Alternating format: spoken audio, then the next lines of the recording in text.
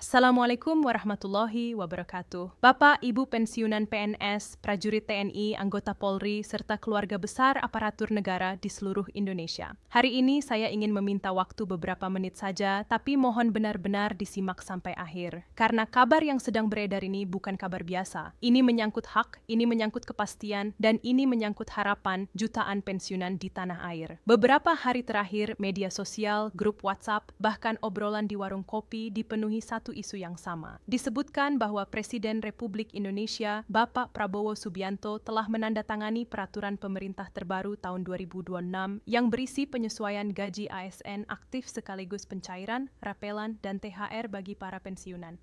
Bahkan ada yang berani menyebutkan cair Maret 2026, cair bersamaan nominalnya besar, sudah resmi. Pertanyaannya sekarang, benarkah demikian? Apakah benar peraturan pemerintah itu sudah ditekan? Kalau sudah, kapan efektif berlakunya? Apakah rapelan langsung masuk ke rekening? Apakah THR dibayarkan bersamaan? Berapa bulan rapel yang akan diterima? Dan bagaimana mekanisme pencairannya melalui PT Taspen? Bapak, Ibu, sebelum kita terlalu jauh berharap atau bahkan cemas, mari kita duduk tenang. Kita bahas satu persatu secara runtut, pelan, dan jelas. Karena dalam isu seperti ini, yang paling berbahaya bukan kabarnya. Yang paling berbahaya adalah salah paham. Kita mulai dari konteks besar terlebih dahulu. Setiap kali pemerintah melakukan penyesuaian gaji bagi ASN aktif, maka secara otomatis akan ada dampak pada pensiunan. Mengapa? Karena dasar perhitungan pensiun adalah gaji pokok terakhir saat masih aktif. Jika gaji pokok aktif naik, maka basis perhitungan pensiun juga ikut berubah. Tahun 2026 disebut-sebut sebagai tahun penyesuaian besar. Bukan hanya karena faktor inflasi, tetapi juga karena kebutuhan menjaga daya beli aparatur negara, baik yang masih aktif maupun yang sudah purna tugas. Jumlah penerima kebijakan ini tidak sedikit, diperkirakan mencapai sekitar 9,4 juta orang. Itu mencakup ASN pusat, ASN daerah, prajurit TNI, anggota Polri, hakim, hingga pensiunan dari berbagai golongan dan jenjang. Angka 9,4 juta bukan angka kecil. Ini berarti kebijakan tersebut bersifat nasional, dampaknya luas, dan tentu saja prosesnya tidak sederhana. Sekarang kita masuk ke istilah yang paling sering muncul dan sering disalahartikan, rapelan. Apa sebenarnya rapelan itu? Rapelan adalah pembayaran selisih kenaikan yang seharusnya sudah berlaku sejak periode tertentu, tetapi baru bisa dibayarkan setelah aturan resminya terbit dan sistem administrasi selesai diperbarui. Misalnya begini, jika kenaikan gaji efektif berlaku mulai Januari 2026, tetapi peraturan pemerintah baru terbit dan bisa dieksekusi secara teknis pada bulan Maret 2026, maka selisih bulan Januari dan Februari itulah yang disebut rapelan. Jadi rapelan bukan hadiah, bukan bonus, bukan tambahan di luar hak. Rapelan adalah hak selisih yang tertunda karena menunggu payung hukum dan proses administratif. Disinilah sering muncul kesalahpahaman. Ada yang bertanya, apakah ini berarti pemerintah menahan hak pensiunan? Jawabannya tidak sesederhana itu. Yang terjadi biasanya adalah proses administratif yang kompleks. Bayangkan jutaan data pensiun harus diperbarui. Setiap golongan berbeda, setiap masa kerja berbeda, setiap besaran pensiun berbeda. Sistem harus menghitung ulang secara otomatis agar tidak ada kesalahan nominal. Selain itu, ada penyesuaian sistem pembayaran melalui perbankan nasional. Ada sinkronisasi data antara kementerian, lembaga, dan pihak pengelola pensiun. Semua itu memerlukan waktu. Kesalahan kecil saja bisa berdampak pada jutaan transaksi. Disinilah peran PT Taspen menjadi sangat penting. Sebagai badan yang mengelola pembayaran pensiun ASN, Taspen menerima data resmi setelah peraturan pemerintah ditetapkan. Kemudian sistem mereka diperbarui, nominal disesuaikan, verifikasi ulang dilakukan. Setelah semuanya valid, barulah proses transfer massal ke rekening para pensiunan dilakukan. Proses ini tidak bisa dilakukan setengah-setengah, tidak bisa terburu-buru karena menyangkut hak orang banyak. Sekarang kita masuk ke pertanyaan yang paling ditunggu-tunggu. Apakah benar akan cair Maret 2026?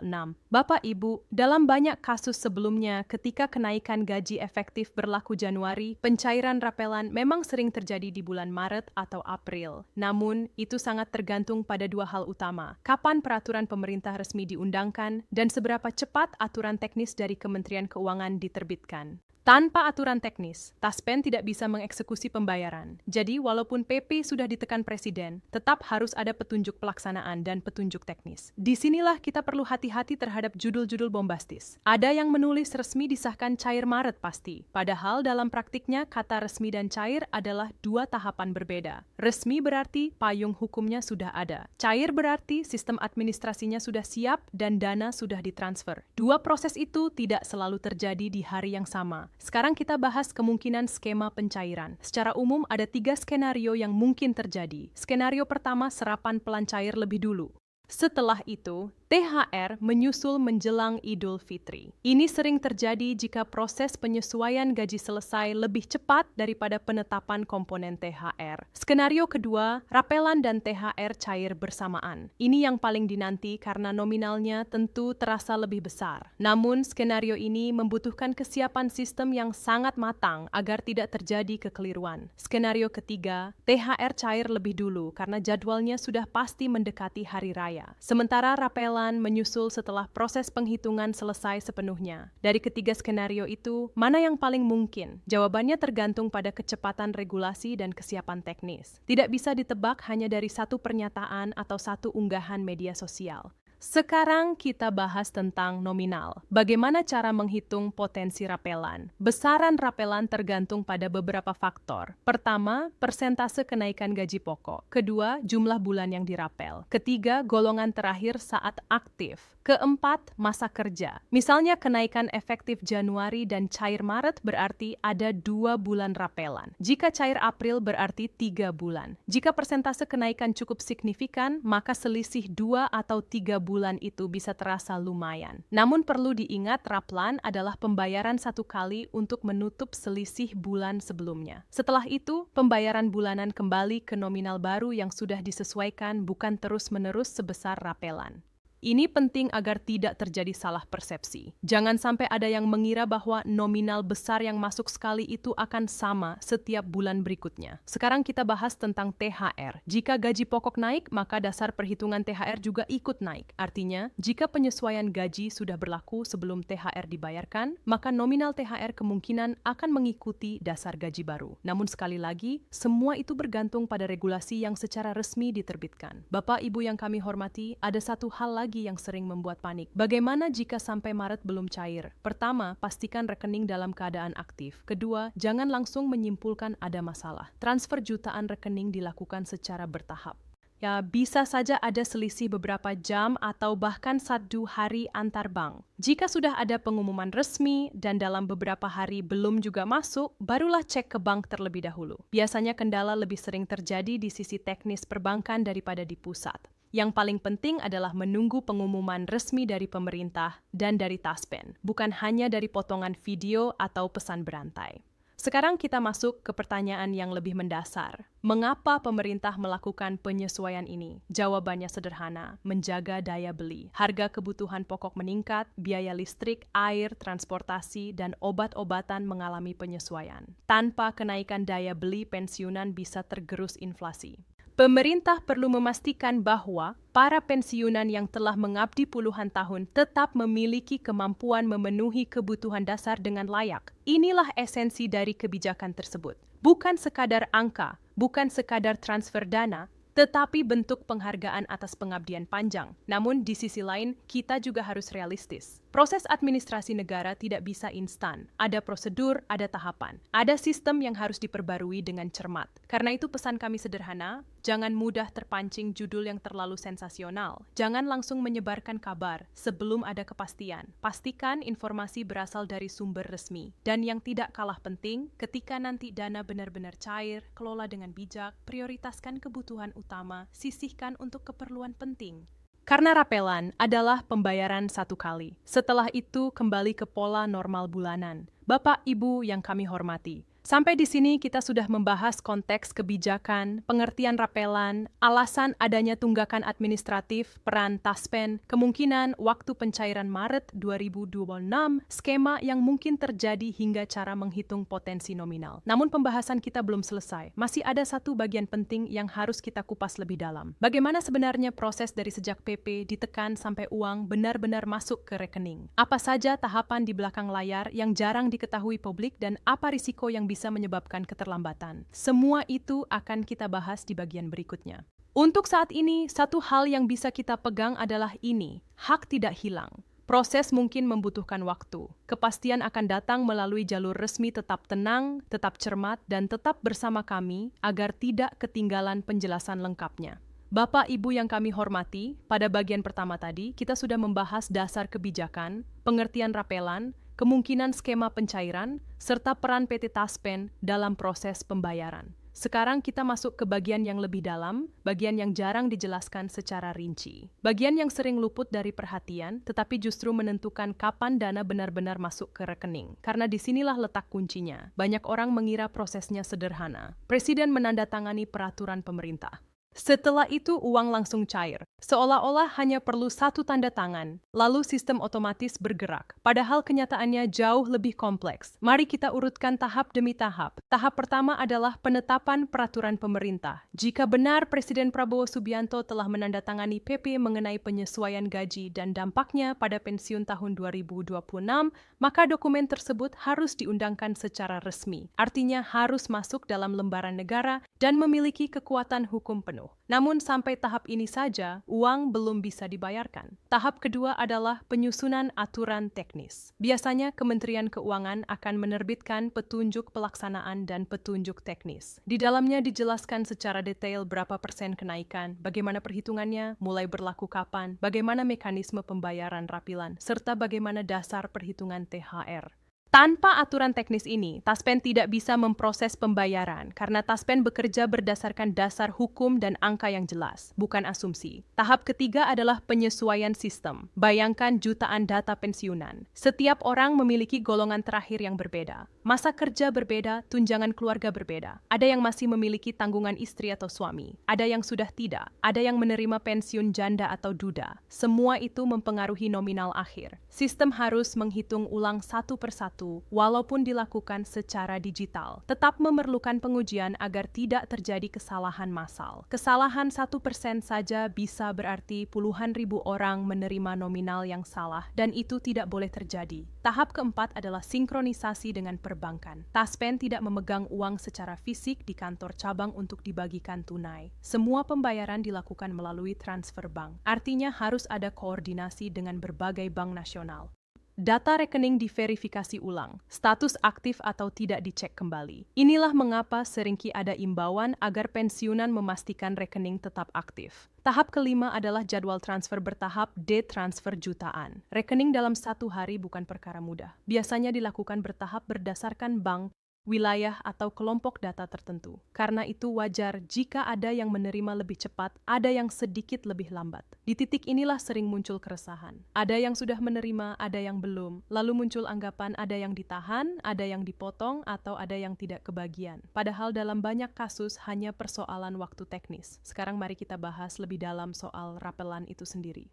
Rapelan dihitung dari selisih antara nominal lama dan nominal baru dikalikan jumlah bulan tertunda. Jika kenaikan efektif Januari 2026 dan baru dibayarkan pada April 2026, maka Januari, Februari, dan Maret menjadi bulan yang dirapel. Tetapi ada satu hal yang sering tidak diperhatikan. Apakah kenaikan tersebut berlaku penuh sejak Januari atau ada klausul tertentu dalam PP yang menyebutkan efektif per tanggal tertentu? Karena dalam beberapa kebijakan sebelumnya ada kalimat yang menyebut berlaku surut sejak tanggal tertentu. Wah, ini penting. Karena jika tidak berlaku surut, maka rapelan bisa saja hanya 1 bulan, atau bahkan tidak ada. Itulah sebabnya membaca dokumen resmi jauh lebih penting daripada membaca ringkasan di media sosial. Sekarang kita masuk pada pertanyaan besar lainnya. Apakah rapelan dan THR pasti cair bersamaan? Secara teori bisa saja, namun secara teknis itu memerlukan kesiapan sistem yang sangat matang. Karena komponen perhitungan rapelan dan THR tidak selalu identik. Rapelan hanya menghitung selisih gaji pokok dan komponen terkait selama bulan tertunda. Sementara THR memiliki dasar perhitungan tersendiri tergantung regulasi tahun berjalan. Kadang mencakup gaji pokok dan tunjangan tertentu, kadang hanya gaji pokok saja. Jika pemerintah ingin mencairkan keduanya sekaligus, maka dua sistem perhitungan harus selesai dalam waktu yang sama. Apakah itu mungkin? Mungkin saja. Tetapi kembali lagi tergantung kesiapan regulasi dan sistem. Sekarang mari kita lihat dari sisi fiskal negara. Kebijakan untuk jutaan penerima tentu memerlukan anggaran besar. Pemerintah harus memastikan bahwa dana tersedia dalam APBN tidak hanya untuk rapelan, tetapi juga untuk pembayaran rutin bulanan dan THR. Karena itu, waktu pencairan seringki disesuaikan dengan kesiapan anggaran. Ini bukan soal menahan hak, ini soal memastikan bahwa ketika dibayarkan dananya benar-benar siap dan tidak mengganggu stabilitas keuangan negara. Bapak, Ibu yang kami hormati, ada satu lagi pertanyaan yang sering muncul. Bagaimana dengan pensiunan yang baru saja pensiun di akhir 2025 atau awal 2026? Apakah mereka juga mendapatkan rapelan? Jawabannya tergantung pada tanggal efektif kebijakan. Jika kebijakan berlaku surut sejak Januari 2026 dan seseorang sudah berstatus pensiun pada tanggal tersebut, maka ia termasuk dalam cakupan. Tetapi Nana masih aktif pada si periode itu dan baru pensiun perintilanya, maka perhitungannya bisa berbeda. Karena pensiun dihitung berdasarkan gaji pokok terakhir saat aktif. Jadi, jika kenaikan terjadi saat masih aktif, dampaknya bisa masuk dalam perhitungan dasar pensiun. Inilah pentingnya memahami detail waktu. Sekarang kita masuk ke aspek psikologis yang sering tidak dibahas. Setiap kali ada kabar kenaikan atau rapelan, harapan meningkat, ekspektasi melonjak, bahkan sebagian sudah membuat rencana penggunaan dana sebelum dana itu benar-benar ada. Disinilah kita perlu menahan diri, karena selama pengumuman resmi belum keluar dan jadwal pencairan belum ditetapkan, semua masih dalam tahap menunggu. Haniwatis berarti tenaga cair, tetapi kepastian waktu adalah hal yang berbeda dari kabar yang beredar. Mari kita belajar dari pengalaman sebelumnya. Dalam beberapa kebijakan terdahulu, ada selisih waktu antara pengumuman dan pencairan. Ada yang cepat, ada yang memerlukan beberapa minggu, tetapi pada akhirnya hak tetap dibayarkan. Kuncinya adalah sabar dan menunggu informasi resmi. Sekarang kita bahas soal kemungkinan kendala. Apa saja yang bisa menyebabkan keterlambatan? Pertama, keterlambatan terbitnya aturan teknis. Kedua, pembaruan sistem yang memerlukan waktu lebih lama dari perkiraan. Ketiga, proses verifikasi data yang menemukan ketidaksesuaian sehingga perlu pembaruan. Keempat, kendala teknis perbankan saat transfer massal. Semua itu bukan hal yang mustahil terjadi, tetapi bukan berarti kebijakan batal. Karena itu, jika sampai akhir Maret belum cair, jangan langsung menyimpulkan bahwa kabar tersebut tidak benar. Lihat dulu apakah regulasi teknis sudah terbit. Lihat apakah ada pengumuman resmi dari Taspen. Sekarang mari kita fokus pada satu hal penting. Apa yang sebaiknya dilakukan pensiunan saat menunggu? Pertama, pastikan data pribadi di Taspen sudah benar. Kedua, pastikan rekening aktif dan tidak bermasalah. Ketiga, ikuti informasi dari kanal resmi pemerintah dan Taspen. Hindari menyebarkan informasi yang belum terkonfirmasi. Karena di era digital, satu pesan bisa menyebar ke ribuan orang dalam hitungan menit. Dan jika pesan itu tidak akurat, dampaknya bisa membuat keresahan luas. Bapak, Ibu yang kami hormati, kita juga perlu memahami bahwa kebijakan seperti ini bukan hanya soal angka. Ini soal penghargaan negara kepada para aparatur yang telah mengabdi puluhan tahun, Dasasen, TNI, Polri, Hakim, dan seluruh aparatur negara telah memberikan tenaga, pikiran, bahkan risiko selama masa dinas. Maka ketika ada penyesuaian untuk menjaga daya beli, itu adalah bentuk keberlanjutan tanggung jawab negara. Namun tanggung jawab itu dijalankan melalui prosedur yang terstruktur. Di bagian ketiga nanti, kita akan membahas lebih rinci tentang simulasi perhitungan sederhana, bagaimana memperkirakan nominal secara realistis tanpa berlebihan, serta bagaimana mengelola dana ketika benar-benar cair agar manfaatnya terasa jangka panjang. Karena yang terpenting bukan hanya kapan cair, tetapi bagaimana memanfaatkannya dengan bijak. Bapak, Ibu yang kami hormati, di bagian pertama dan kedua tadi, kita sudah membahas dasar kebijakan proses dari peraturan pemerintah sampai ke tahap teknis. Peran PT Taspen, kemungkinan skema pencairan, serta berbagai faktor yang mempengaruhi waktu masuknya rapelan dan THR ke rekening. Sekarang kita masuk ke bagian yang paling praktis. bagian yang langsung menyentuh pertanyaan di benak banyak orang. Kira-kira berapa nominal yang mungkin diterima? Bagaimana cara menghitungnya secara sederhana? Dan setelah cair nanti apa langkah paling bijak agar dana itu benar-benar terasa manfaatnya? Mari kita mulai dari simulasi perhitungan. Perlu ditegaskan, sejak awal angka yang akan kita bahas di sini adalah ilustrasi, bukan angka resmi. Karena angka resmi hanya bisa ditentukan melalui peraturan pemerintah dan aturan teknis yang diterbitkan pemerintah. Misalnya, seorang pensiunan memiliki gaji pokok terakhir yang menjadi dasar pensiun sebesar jumlah tertentu. Katakanlah setelah penyesuaian ada kenaikan persentase tertentu dari gaji pokok tersebut.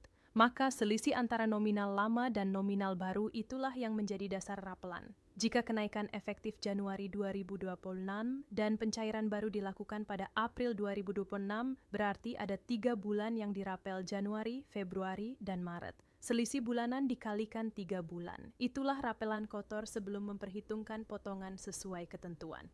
Namun, disinilah sering terjadi salah tafsir. Sebagian orang mengira RA tambahan tetap setiap bulan, padahal tidak. Rapel adalah pembayaran satu kali untuk menutup selisih yang tertunda. Setelah itu, pembayaran kembali ke pola normal dengan nominal baru yang sudah disesuaikan. Artinya, jika bulan April menerima nominal lebih besar karena ada rapelan 3 bulan, maka bulan Mei dan seterusnya kembali ke nominal standar yang sudah naik, bukan sebesar April. Ini penting dipahami agar tidak terjadi kekecewaan. Sekarang kita masuk ke komponen THR. THR biasanya dihitung berdasarkan komponen tertentu sesuai regulasi tahun berjalan. Dalam beberapa tahun terakhir, komponen THR untuk pensiunan bisa berbeda dengan ASN aktif. Kadang hanya mencakup gaji pokok, kadang termasuk tunjangan tertentu.